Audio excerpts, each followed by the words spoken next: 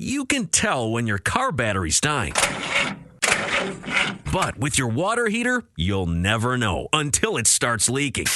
Before you buy another tank, consider a Navien tankless water heater. No storage tank to heat or leak. Lower energy bills and endless hot water for spa-like comfort. All backed by Navien's strong warranty. If your water heater is over 8 years old, it's time to check out Navien at tanklessmadesimple.com. Count on Navien. Hey, this is BJ. Thanks for listening to our show's podcast. If you're a fan of all things geeky, you should check out my other podcast, BJ Shea's Geek Nation. We have new episodes every day, and you can check it out at bjgeeknation.com. Your home is going into foreclosure and you feel like a financial wreck. You don't know where to turn for accurate information. I'm bankruptcy attorney Travis Gagne. Let's talk about some legal options. If we work quickly, we can propose a plan to save your home, modify the loan, or in many cases even eliminate your second mortgage. The consultation is free. I've helped hundreds of people just like you make informed decisions about whether to save their home or exit it on a reasonable, organized timeline. The chapter you choose sets the tone for the next chapter of your life. Please contact me today at choosetherightchapter.com. That's choosetherightchapter.com. 99.9 KISW, the Rock of Seattle. We got our loud and local band of the week, and this week it's Mock Lock.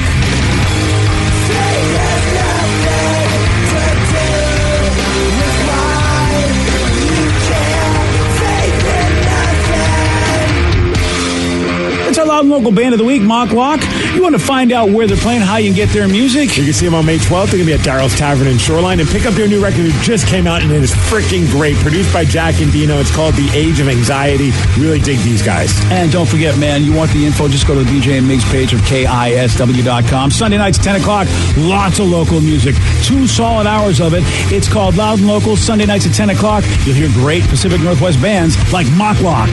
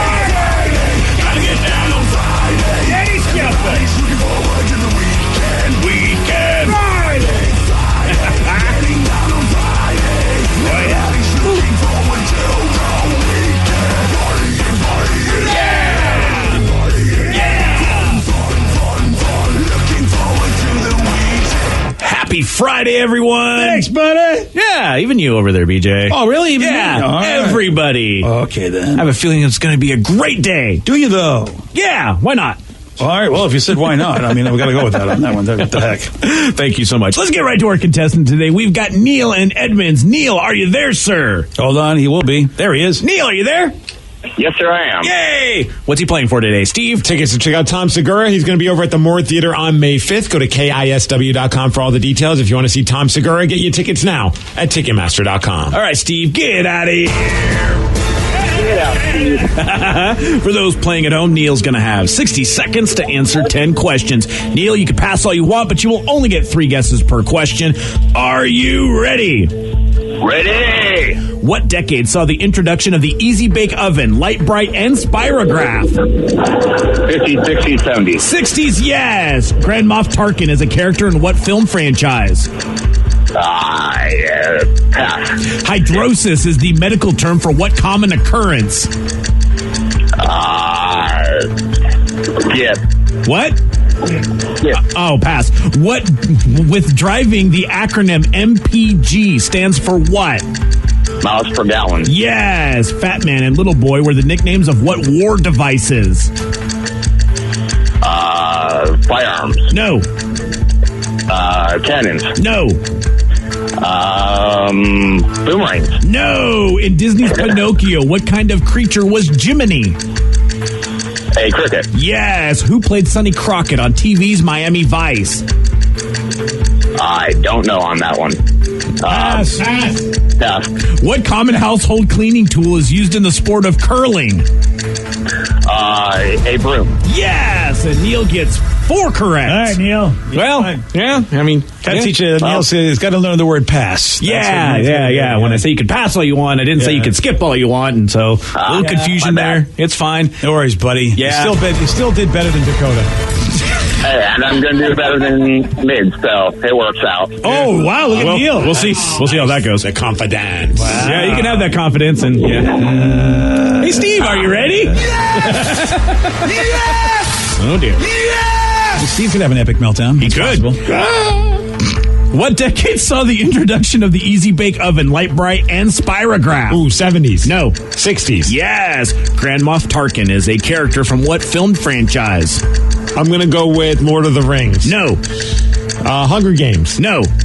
Harry Potter. No. Hydrosis is the medical term for what common occurrence? Sweating. Yes. With driving, Nice. the acronym MPG stands for what? Miles per gallon. Yes. Fat Man and Little Boy were the nicknames of what war devices? Missiles. No. Tanks. No. Explosives. Kinda, yeah. In Disney's Pinocchio, what kind of creature was Jiminy? A cricket. Yes. Who played Sonny Crockett on TV's Miami Vice? Ooh, Don Johnson. Yes. What common household cleaning tool is used in the sport of curling? Broom. Yes. Gina Davis and Madonna starred in which 90s baseball movie? A League of Their Own. Yes. There's no crying in baseball. What is the second largest state in U.S. by area? Texas. Yes. And Steve, you win 9-4. Sorry, Neil. Kind of a beating, Neil. Oh, the way he was talking, I thought this was I going to be tried. close. Yeah. Take it easy, Neil. He was hoping maybe there was going to be a meltdown, and no, there wasn't. Someone just texted in, does Neil work with Dakota? He did infinitely better than Dakota. 4 times better. Well, not 4 times because Dakota got a 0. Dakota is 0 times 4 is 0. So, Oh, yeah. math. Well, I guess you're right about that. Thank you. The only one you missed, both Neil didn't even try. Grand Moff Tarkin is a character in what film franchise? Vicky knows this. Star Wars? Yeah. See, even Vicky knew. Star Wars. Star Wars. Yeah, and he was basically CGI recreated for Rogue One. Yeah, because the guy actually had passed away by the time that they had done that movie, but they still needed him for it. So now you know. Now I'm going to remember that. You could ask me that tonight at the Mariners game, and I won't remember. I will. Congratulations, Steve. You won with 9 correct. That's right. Caller number 9. You are checking out Tom Segura at the Moore Theater. Caller number 9, 206-421-ROCK. Well, Steve, we got another list that people are going to debate over. Okay. We'll see where you stand on this because, I mean, you, maybe Danny and Rev probably would be the experts on this more so than me. Maybe Vicky a little bit. Of course, it's always the word they use to describe this genre of music that sometimes we folks here in Seattle don't like. Oh, are we talking grunge? Yes, we are. See, I don't care. I don't understand. You're not from Seattle. I understand that, but I've been here long enough to feel like and the people that I hear saying that we shouldn't call it that aren't from Seattle either. So. Oh, really? So the folks that you know that are like really created the scene, they don't care? I think at the time they probably did because it got a little bastardized when you have like certain high-end fashion places selling grunge wear. Yeah. But I think at this point now, I don't think anybody's going to lose their mind if you call it grunge. Okay. You know what I mean? Well, that's what Loudwire.com did. They called it grunge, the Seattle sound, whatever you want to call it. They've got a list of the 10 greatest grunge albums of all time. And pretty much they all came out within 4 years of each other in the early 90s, but that makes sense. Oh, man. The greatest grunge album of all time. This is an album in its entirety as opposed to a song. Okay. Yeah. Oh, man. I mean, obviously you're going to lean towards the big 4. Which is, you've got Nirvana, Alice in Chains, Hanson, that's a 4.5. Okay, yeah. Soundgarden. Yeah, you're pretty much, you've, what did you say? You said Alice in Chains, Nirvana, Soundgarden, who was Pearl Jam, of course. Yeah, so you've hit the big 4. You're absolutely right. I will give you a clue. Okay. You've just named the top 4.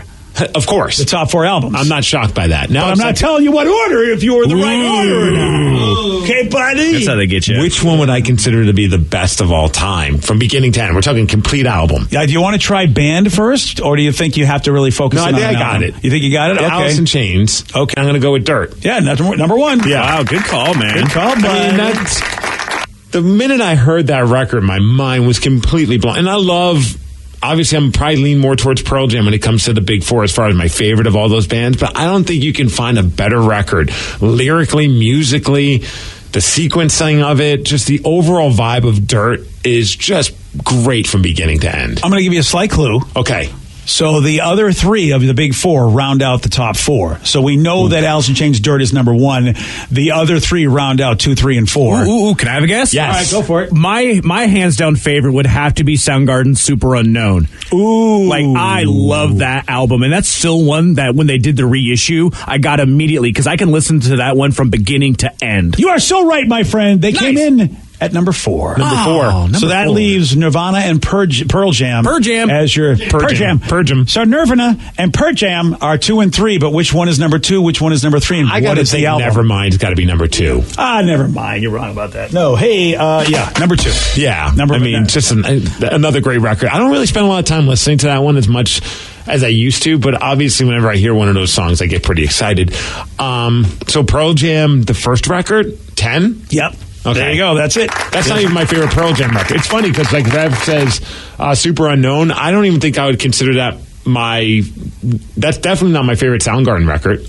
Would it be Bad Motorfinger? Yeah, 100%, yes. Oh, see, which I would put at number 2 if I was making this list. Bad interesting. Motorfinger came in at number 7 for Soundgarden. And Pearl Jam's Verses I would put at number 3. That came in at number 5. Yeah. So you're not too far off as far as, what you like as far as those bands and their iconic albums, if you will, or their greatest albums, because they're really close in this list. How deep do they go with these bands, though? Because, obviously you could probably round out an entire top 10 with just those 4 bands. Well, as a matter of fact, the top 7 are those 4 bands. Oh, see, that's unfortunate. I don't think they're not doing the scene service by just going with those 4. You got to throw Mudhoney in there somewhere. Oh, you know what? Let me just say this: the top 8 are those 4 bands. Oh my gosh! Yeah, so only 9 and 10 are different, and yeah, Mudhoney's not in there. So what are the other 2 bands that they put in this? Well, one is a collaboration. Okay. It's either Mad Season or Temple of the Dog. Temple of the Dog, yes. Yeah. Okay, so that's pretty much all those bands again. It's Pearl Jam and Soundgarden. Yeah, I know. That's all it is. I guess, yeah. So really, yeah, you're right. Number 9. So Mother Love Bone's not in this, which is unfortunate. Although it's not even really a grunge band, but they did so much for the grunge scene. I'll say this. The number 10 band is nationally, it's just like as far as people in general and more long-lived than Mudhoney and Mother Love Bone. Okay. So you know this band. It's a very famous band that came in at number 10 for the best Chumbawamba. Jim Blossoms. Yeah, how'd you guess? Allison Road really was the one that people loved. Yeah. I like those guys, but yeah, not top 10. I can't believe that Mudhoney's not on this list. Not on the list. And I don't mean to be one of those guys that's like mad at the list, but I'm kind of mad at the list because Mudhoney is such an important band for that scene. And I think when you're talking about folks talking grunge, maybe they're just thinking mainstream and they don't go deep enough. Yeah, maybe. This is not a deep list at all. Because this 10th band is definitely not a list made by a Seattle. Yeah, this 10th band is a mainstream band in the world of grunge. Like everybody knows. When you say the name of this band, you know them. I have a feeling Steve would be pretty familiar with them. Yeah, you should be. Yeah. Are they from Seattle? Oh no. But you know what? You are they're very probably through Stone Temple Pilots. There we go. Yep. Yeah, but they're not a grunge band. Now, is that the argument? I don't believe they're a grunge band. They started off that way, though. They were lumped in. They were riding the coattails. Yeah. And not in a negative way. I'm not saying that I love Stone Temple Pilots. Yeah, one of my favorite bands. But I wouldn't put them as a grunge band. I guess, yeah. What was their first album? Was it Core? It was Core. And Core was, Core was the closest to being a grunge record. And that's not the album they name on this list. It's Purple? It's Purple. Purple was so really, really good. Yeah. But that was not grunge. That was just more alternative because it was weird, it was eclectic, and it was fun. That's what sucks then about this list then is like, why would they put that in there if you're talking grunge? They just don't know. Like someone says Grunge Truck, I would definitely have considered grunge. Tad's another great band that I would consider. So you guys are going deep. Yeah. I know, but Mudhoney I feel like isn't super deep. They were on a major label at one point, and they have the greatest album ever, title-wise. Every Good Boy Deserves Fudge. That's why... So you got to give it for them. That's why these lists drive you crazy. But it's a list too that's like Loudwire, which is national. Yeah. Like, to be fair, like I consider myself a pretty good big music fan. I didn't know Mudhoney before I moved here. Yeah, I could see that. But I knew like it doesn't surprise me that all of the bands like Nirvana and everything are the top 8. You weren't a fan of that scene when it was first going crazy, whereas I was. Like you obviously would be more of a pop punk guy, and you're a little bit younger, so you weren't around when that was like. That was the soundtrack to our teen years, was the Seattle sound. And absolutely. If you were a fan of the Seattle sound, I grew up in New York. I knew who the hell Mudhoney was. I went out of my way to order stuff through these, through the Sub Pop mailer and the CZ Records mailer, to anything that had anything with a Seattle band. So Mudhoney might not have been the big 4, but they were right underneath the big 4 if you were a fan of that scene. Makes sense. Yeah. And I feel like if you are coming up with a list of the greatest grunge albums of all time, you can't just keep the big 4 in the top 9 and say that's it. Melvins is another good one that people brought up. Candlebox, even though Candlebox was like that second wave, but I still think they deserve to be considered their first record, especially in this top 10, more so than Stone Temple Pilots. Yeah, and you know what? I mean, I trust your judgment on it because, like you said, Steve, you live the scene, and you live the scene deep, not being here, which means you definitely know, you legitimize really the true sound, knowing the players beyond the top 4. And it was hard to then, because we didn't have this crazy thing called the internet. No, you didn't. Where you could get stuff off this internet thing on your phone. Yeah. So you had to reach out, you had to write a letter. In the back of Rolling Stone, they'd have hey, get the Sub Pop mailer, and write them a letter, and then I have to wait for that catalog to come, which was just like a Xerox piece of paper or photocopy. Oh, right, yeah. And then you'd go through it and you'd check off what you want and mail a check, and then maybe in a half a year you got your records, and it was pretty cool. But it took forever to get something. I remember getting my Mudhoney records. From ordering them to getting them, it was probably 4 or 5 months. Isn't that insane? As opposed to now, you can pretty much get them electronically right away. You had to wait 4 months. Yeah. That's just insane. I remember one record store in upstate New York when I was going to college had a Mudhoney record, and because I would call them, "You have any Mudhoney?" And they would say, "We have this one," and I was like, "Can you hold it for me?" And they're like, "When are you going to come?" I'm like, "Well, I don't get paid till Friday." And they were getting all annoyed, and they're like, "No." And I'm like, "I'm going to take my chances." And I realized no one else even gives an F about Mudhoney. That record was there. It was not a big deal. Yeah. See, that makes me feel really bad about really not utilizing the music stores here. I mean, I would go to a tower and I would get the music, but just not even realizing how influential it was for me for everyone at the time, and just be like, "Oh yeah, I can just pick this up whenever." Yeah. Someone brought up a good one, Screaming Trees. Also, I would definitely put them on this list. Wow. Again, though, Sweet know what? Oblivion? Who knows Screaming Trees more so than STP, unfortunately. But no, you're right. Yeah, but that's the problem, is that if you're going to put a list together and you're going to say it's a particular genre, you better kind of know what you're talking about. Yeah, you got to do some due diligence there. Because I'm that way about the stuff I love. I mean, that's why I go to you, Steve. I mean, I will trust your judgment on this, because if somebody did the same thing for me about stuff I loved, I'd be like, "No, dude, you don't know what you're talking about." And I wondered about STP being on the list. Even me, who knows nothing, I thought they're a great band, but really? I'm not so mad about it. Maybe if I was younger, I would have been. Nowadays, it's okay. I mean, they're right. Purple has a grunge sound to it, and it's so good, and I'm okay with them giving a nod to that. But sometimes I'll see people still arguing about this on Facebook. Yeah. If a band is a grunge cover band, there's some of that tribute bands out there, and they say, playing your favorite Pearl Jam, this, that, and Stone Temple Pilots, and I'll see people having these adults having screaming matches about this, which I think is really funny. Don't you love humanity? Yes. Yeah. That's awesome. Hey, what's also awesome is that we're going to have a guest on this dude steals the Motley Crue movie, The Dirt. It's on Netflix. If you haven't seen it, it's really, really fun. And the guy that stole the film, the dude that played Ozzy Osbourne, is going to be with us on air. Yeah, we're going to chat with Tony Cavallero at 9:17 on The Rock. BJ and Migs, mornings on The Rock, 99.9 KISW. 0.9 KISW, The Rock of Seattle. BJ, I'm very excited to have our next guest on. He stole the show as Ozzy Osbourne in the new Netflix movie, The Dirt. Please welcome to the show, Tony Cavallero. Tony, welcome, man.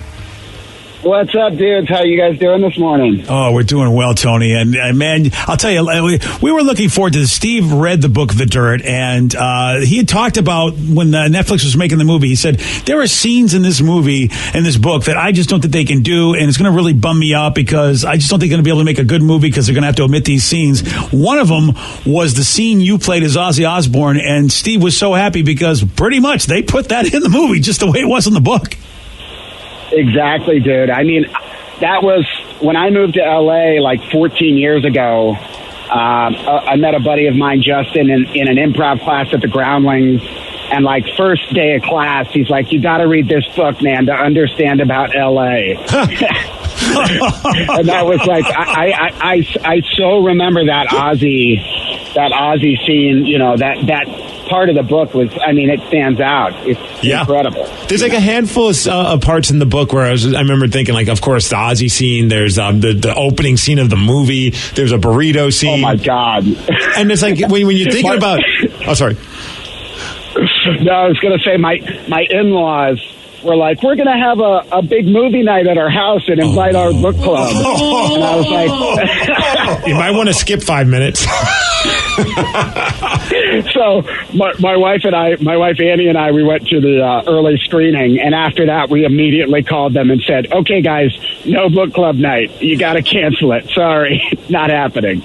Yeah, because there's some parts in the book where you're like, there's no way they could turn this into a film. And then with the opening scene, obviously, like, oh my gosh, they're really going for this. And then, of course, when you pop up in the movie, I'm thinking, they can't. Oh, they did. Yeah. That is amazing. And we're talking to Tony Cavallero. He plays Ozzy Osbourne in The Dirt, which is on Netflix right now, which is based on the Motley Crue book. And it's a great movie. And Tony's portrayal of Ozzy steals the scene. So, Tony, as you said, you read that book going to L.A., then all of a sudden somebody calls you up and says, hey, man, we got a role for you. That had to be trippy. Dude, I mean, the whole thing was just such synchronicity. It was so weird because I played I was on the Nickelodeon version of the movie School of Rock. Yep. So I played Jack Black's part, and I did that for 4 years, and then we got canceled, and I feel like it was like 2 months later after we got canceled that I got a thing from my agent saying, hey, will you put yourself on tape for Ozzy Osbourne for this movie, The Dirt? And I was like, yeah, that sounds amazing. But, you know, as an actor, we put ourselves on tape all the time. You never know what's going to happen or if you're going to get any feedback at all. And it was just, the whole thing was just such a miracle. And my wife did my eyeliner for the audition tape and helped me run the scene. And I was wearing my mother-in-law's kimono for it. I mean, the whole thing was just a trip. Oh, we're looking on your Instagram and we see the picture of how you had it all set up. And it's pretty awesome. It's trippy to see the A and B comparison. Yeah, man, I had to get quite the haircut for this role. And Tony, it's you know, knowing a little bit about your background, you're Eagle Scout, and I mean, really, you know, you went to Virginia Military Institute, and it's so funny. I was telling Steve earlier, it's like it couldn't be more night and day, the character you play and the person you are.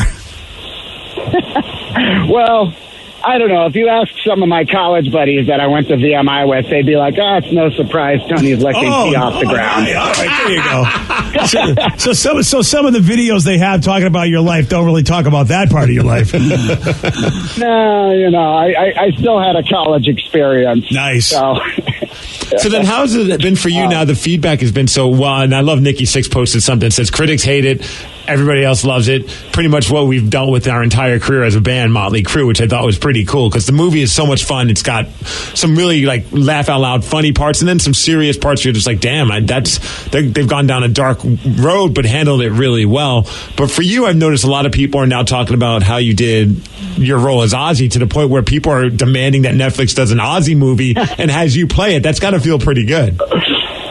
Man, you know, the thing about this film, like, I have one scene in the movie. I was like super blessed to get to show up, but I mean, I showed up that day.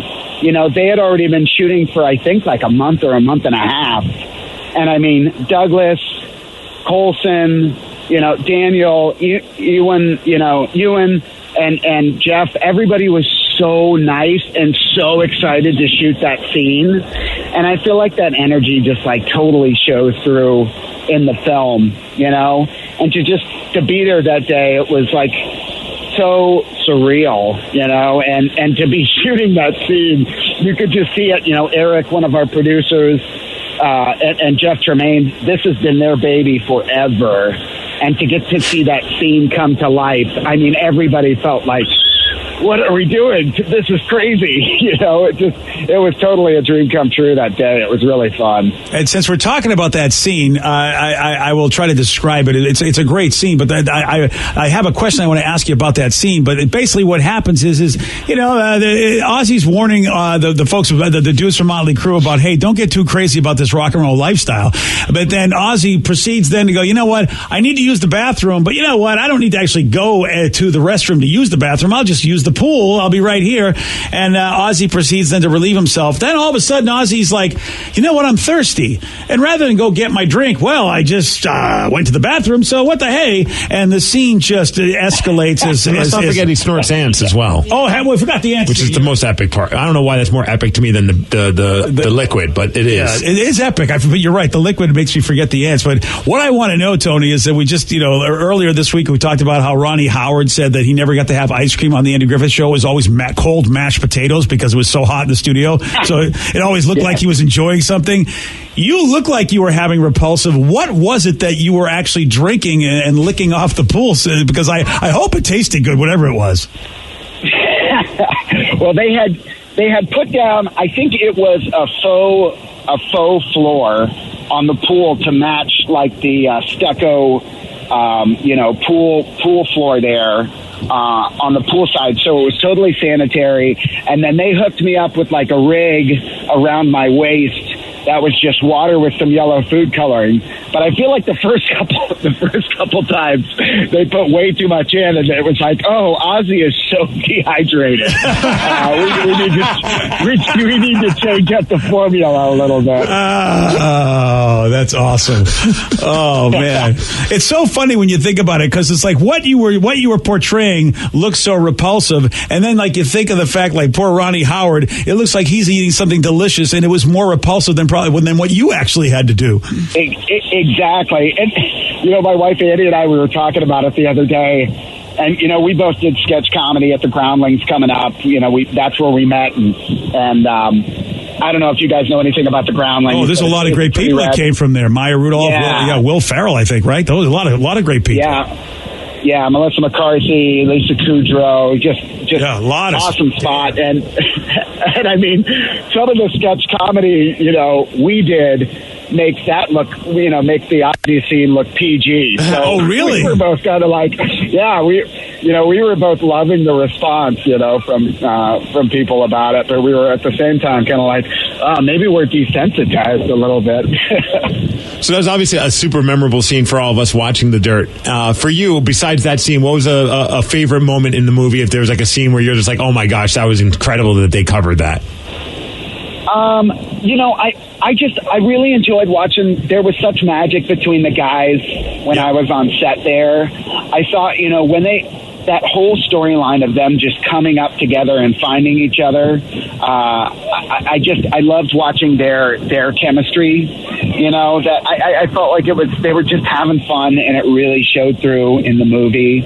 And I think Jeff does such a fantastic job with that, you know, kind of showcasing their chemistry as a group of guys. And then I thought he did a fantastic job with, you know, showing the more dramatic moments of the film, you know, with Vince's daughter and Nikki's addiction. You know, I thought he did a great job, you know, showing kind of both sides of the spectrum there. Yeah, and there's some good actors. I mean, you know, Danny, we've seen we saw him in the first season of The Punisher. He was great there, and of course, you know, Ewan, man, that dude just killed it on Game of Thrones. He was just so. There's some good people in that cast. Dude, so like, you know, I show up and I'm like, okay, we've got Daniel Weber, the Aussie, Ewan, the Welsh, Douglas, the Brit. And then Coulson, who's friggin' Machine Gun Kelly. And I'm going, oh, now now I've got to show up and do a British accent. That's right. You know, No pressure. no pressure at all. But it was great because they were like, "Hey, Mike, can you help us just say the word tour? Just say the word tour." So we were like kind of passing back and forth different advice on little accent things. It was really awesome and so collaborative and fun, and I think it really shows in that scene. You know, I remember at some point Ewan definitely gave me a point on one of the words and was like, well, I think, you know, where Ozzy is in particular, where he's from, it would be pronounced this way as opposed to this way. And I was like, thank you, dude. Always open to notes. Thank you so much. You know? Yeah. Oh, that is awesome. Hey, Tony, have you heard from Ozzy? And what did he think about it, if you have? I have not heard from Ozzy yet. I hope he digs it. I hope I did him some justice. I know it's maybe not the most favorable portrayal, you know, but I think I tried to give him a little bit of a three-dimensional perspective and look, and it's also fun. But I also think that the heart shows through the character for this guy too. That's what I loved about this scene. Is it wasn't just, oh, Ozzy's going to show up and lick up piss and snort ants. He has this whole, this whole little, That's a great summary, though. I hope you put that on your resume just like that, Tony. Here's what I did in my last movie. Well, yeah, for my next Disney or Nickelodeon audition. Here you go, guys. Oh, man. And the demo reel ends there. Oh. Yeah. I love the speech that he has to the guys. You know, I always thought that was such a foreshadowing moment, not only for Motley Crue, but for Ozzy himself and the viewer, knowing like what's going to happen to him when he goes, I've seen it happen. A life of sex, drugs, and rock and roll is going to mess you up, and if you go too far with it, you'll never come back. That's a really, really good point. That was good foreshadowing at that point in the movie. And also, I love how you said you wanted his heart to shine through, because it turns out people found that to be a very lovable moment, and that was because of Ozzy. So good job on you, Tony. Oh, thanks so much, guys, and it was so cool. I loved chit-chatting with you guys on Instagram and having me out today. That's so awesome. Yeah, it's crazy how social media works. I'm just BSing with you on Twitter, and I'm like, hey, man, you want to come on the show? And you're like, yeah. It's like, oh, this is a lot easier than having to go through, like, PR people. Well, Tony, exactly, right? Tony, you're a good dude, man. If there's anything else you ever want to promote, man, you're welcome on our show. Oh, I appreciate it so much, guys. I really do. Stay tuned. I'm out in Charleston, South Carolina right now, working on a new HBO show with Danny McBride and John Goodman and Adam Devine. That'll be out. And it's called The Righteous Gemstones. Damn. So keep your eyes open for that one. It's going to be awesome. It's about a televangelist family in the South. Oh, so, what's the name of it again? The Righteous Gemstone. Oh, man. Wait, a televangelist with Danny McBride involved? Yes. This is going to be bonkers. That's going to be so epic. That's fantastic. Yeah. Tony, thank you so much, man. Yeah. Thank you guys so much, and y'all have a great day, okay? All right, take it easy, Tony. You too. Tony Cavallero, again, plays Ozzy Osbourne in the Netflix The Dirt, which is, of course, based on the Motley Crue book, and he really, if you haven't seen it, it's worth it just for Tony's portrayal of Ozzy. He's great. Someone says, I just watched The Dirt last night, so I could be up to date for this interview. Man, if they don't put this man in a Netflix Ozzy special, I'm leaving Netflix. Yeah.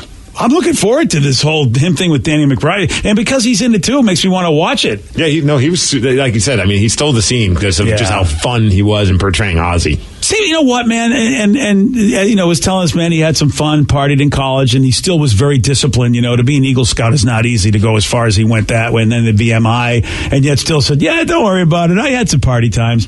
Sounds like a pretty balanced, good dude. Gotta like that. Hell yeah. Tony Cavallero. Yeah, man. Yeah, dude. All right, it is time for Listeners on the Loose. This is where you get to pick the topic. You guide the show. 206-421-ROCK. Text us at 77999. We'll take your calls and texts at 9:35 on The Rock. BJ and Migs, mornings on The Rock, 99.9 KISW. KISW, the Rock of Seattle. It's Listeners on the Loose. Brought to you by Beacon Plumbing, Heating, and Mechanical.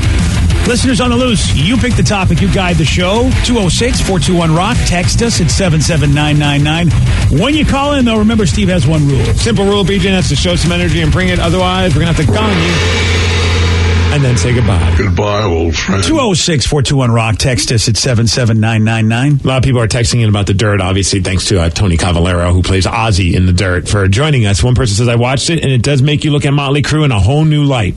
But more to the fact, I can understand where Vince Neil was in his head when he lost his daughter, given I've lost a child, and my girlfriend lost her child together. It doesn't just affect one person, it affects everybody that surrounds that person. It's not easy. It's a fabulous watch, though, and it's hilarious. Highly recommended. Yeah. I mean, that's the good thing about the movie is that, the heroin addiction of Nikki and, of course, the loss of Vince's kid, and granted, they didn't all happen in the historical order that they presented in the movie. It doesn't matter. The idea is simple, is that these are deeply impactful moments, and without really working through them the way you need to work through them, and then the demands of having to tour as a successful rock band. Mm-hmm. I mean, it's amazing that they stayed together as long as they did. It was crazy though how like you speak of Vince Neil and how there was a point where he left the band or was fired. However, depending on which person you talk to, there's conflicting stories. And then they brought in a guy by the name of John Corabi, who was in a band called Scream. And actually, I enjoyed the record. It was a self-titled record, but if you're John Corabi, you're like, let me see how they handle this in the movie. You just see him for a second. Yeah. And then you just keep going. It's like, we had a different singer. We're not even really going to tackle that part. It's just going to keep it going. Poor John. Yeah. He's like, gosh, Ozzy got a bigger scene than I did. And Vicky brought up an interesting tidbit on our group chat about the guy that played John Corabi. Yeah, I totally recognized him. If you guys have been on Facebook and you've seen the 10-second song guy, he'll pick a song, whether it's Katy Perry or Nirvana or whatever, Linkin Park, and he'll sing it in multiple different versions. So Frank Sinatra, or he'll do Backstreet Boys, or he'll do rapping. Like, he is an incredible musician. Mm-hmm. And I looked, I'm like, oh my God, that's got to be him. Looked it up, and it definitely is him. How about him getting that role? I mean, granted, didn't do much, but still. No, but he's still in the movie. Yeah. Still kind of a moment for him. Yeah, he went from being a YouTube star to getting to be in a big movie that everyone's talking about. Dude, I know that's how it's happening for a lot of people, man. Speaking of Vicky, somebody just said, WTF, did I miss Vicky is fostering? Yeah. What's going on with that, Vicky? I can't explain too many of the details of his background story because legal reasons. Danny V. Yes. I'm fostering Danny in my house. It's true, yeah. I have to change his diaper. Nice. It's really uncomfortable. Thanks for that, by the way. Yeah, you're welcome. No, my folks and my parents were foster parents back in the day, and recently we had somebody that my folks used to foster reach out and ask for help. And so for the last couple months, my mom, dad, and I have been fostering a baby boy. So he is 4 months now. This is why I don't know if Vicky's ever going to move out of the house, because she's got the baby fever, and this kid fulfills that without actually being her kid. Have you changed the baby's name to Steve yet? Not yet. Okay. Maybe his middle name. That'd be awesome. So you're kind of like a foster mommy. Yeah, so I play mommy. And the cool thing is because my parents and I have different schedules, like we all take turns taking care of him. So I'll have him, like when I get off work, I'll go pick him up and I'll have him for the rest of the day. And then my mom will take him night shift, and my dad will get him in the afternoon. It's amazing. Bring him to the show. We'll watch him. Yeah. Give me the morning show's baby. He is the cutest little thing. He's all laughing right now. Oh, I love this kid. Nice. We need somebody like that because no one laughs at our stuff. No. Yeah, you're right. We do. Yeah, to have a little kid in the corner just laughing. I just don't know that switch that turns on for human beings to make them want to do it, because it's not even your kid, and you so much want to do this. And like my parents are so in love with him too. My brother is. He doesn't even live with us. He's in love with the kid too. So depending on how things go, we might adopt him. So I'm sure it's my mom and dad who's going to adopt him, but depending on... Oh, you might have to adopt him? But I might be the one adopting him. What? Mm-hmm. But Dude, if you adopt him, you're going to be on the hook. Yeah, I'm going to be a mama. That is so bizarre. So I'm either going to have a son or a brother who's 29 years younger than me. Oh, nice. So that's what you know what, back in the day, that's what they would have done anyway. They would have taken your kid, and your parents would have said, oh, it's not Vicky's, it's ours, just so that Vicky doesn't look like one of those girls. When this guy, he grows up and he could be like, hey, tell me about how I got involved, how I became a part of this family. You're like, well, you were either going to be Vicky's son or brother, but we flipped a coin and you're her brother. Yeah. His brother. Yeah, this doesn't sound backwoodsy at all. Leave that part out. Yeah. It's totally fine. And that's just, I think, part of the culture too. It's like it takes a village. Oh, someone texted in, speaking of taking a village, I'll make a baby with you, Vicky. Oh, thank you. Oh, isn't that nice? Let me take care of this one first. Let me get him out of diapers. Steve, I got no desire to have grandchildren. None. It sounds like a nightmare to me. Why would it be a nightmare? You just got to feed them some sugar and then let them deal with the parents. Isn't that what grandparents do? Yeah, but see, the trouble is I know Sarah and I know Joe. They're going to just plop them on my lap and leave. They're going to think, oh, it's permanent babysitter time, because I know those two kids. They don't even want to take care of me or anybody. They're not going to take care of the baby. Okay, I'll be taking care of you. I think they'll adapt. I don't think they're going to treat it like when you got them a dog. It's a little bit different when it's a child. That's what I'm afraid of. That's what you hope. That damn dog was like my bane of my life, and it was supposed to be theirs. What if I got to raise their kid? I ain't raising no kid. But whatever ends up happening, like as long as we can make his life a little bit better in the long run, that's just the greatest part. God, you got to be so nice about it. Steck says, my wife and I fostered 4 kids and adopted 2 of them a year ago in July. I'm glad Vicky's talking about the cause and helping out. Another text, my sister started fostering 2 little girls and then a little boy. All siblings. She ended up adopting them all so they could stay together. It's pretty cool. Your family is the family that changed children's lives, so much so that even when the kids have faded out, the family trusted you enough to ask for help. It's very touching.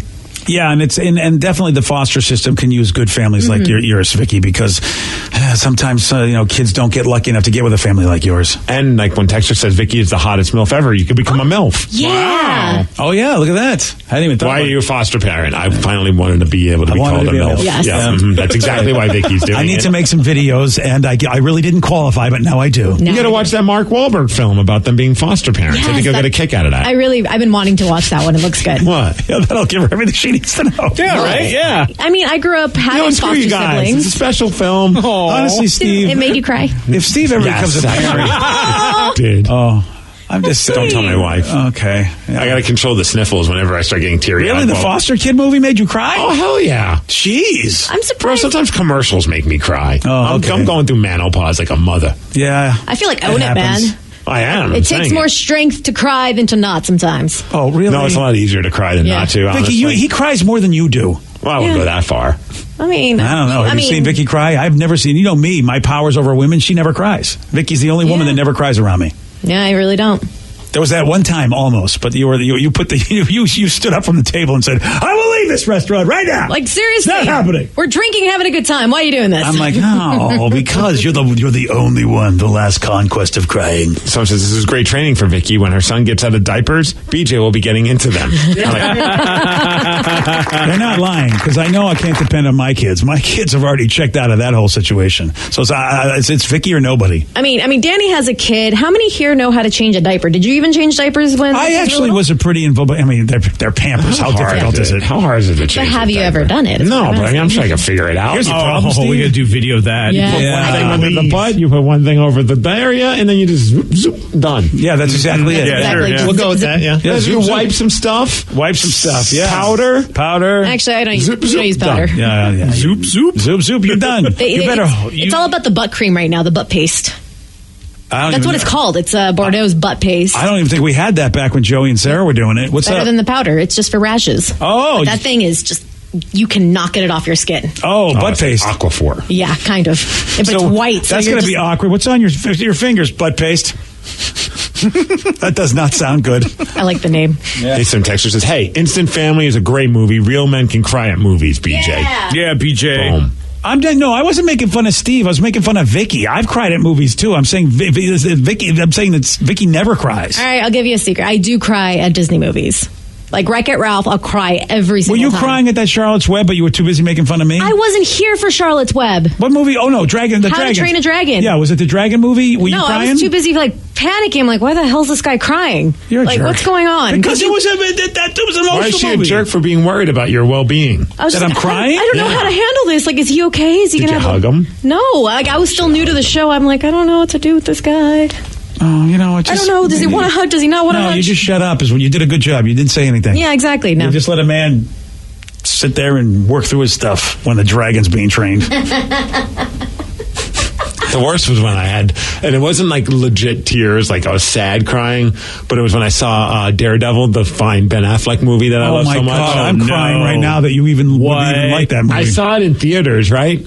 And it was a day where it was a weeknight because it was a screening. I remember going to it, and I was up all day, and so I was tired. And sometimes when I'm tired, like, I don't know about you guys, but sometimes like my eyes will water if I'm like just struggling, especially staring at a screen when it's dark. Okay. Well, I sniffled, and then I realized like my eyes were watering, and it was like during like quote unquote an emotional scene in the film, and someone looked over at me at someone I knew, and they're just like, "You're crying?" I'm like, no. And Steve cried at Daredevil, and I'm like tearing up, and I'm just like, now I can't get it to stop. Even though I'm not crying, it's just freaking tears. Are you sure you just weren't crying? I'm positive. I mean, this whole thing, when I get tired, my eyes water, and then these are all really convenient excuses. This comes from two guys that aren't comfortable in their own skin to say that they've cried. I have said it many times. I'll say it every time if I've cried. I will say it right here. I will say it right now. All right, so... and there I am crying at Daredevil, and people are looking at me because I'm sniffling, too. Oh, I think people would legitimately think you were crying because it was such a bad movie. The worst, though, is Marley and Me. Oh man! Yeah, well, I mean, you have to be a psychopath not to cry at that. And we were at a theater seeing that. Yeah, and it was. You could tell it was a theater full of people trying not to cry, and then one person sniffled. And you know how it is, like a domino effect. Jam burst. Next person sniffles. Now we're all sniffling and crying.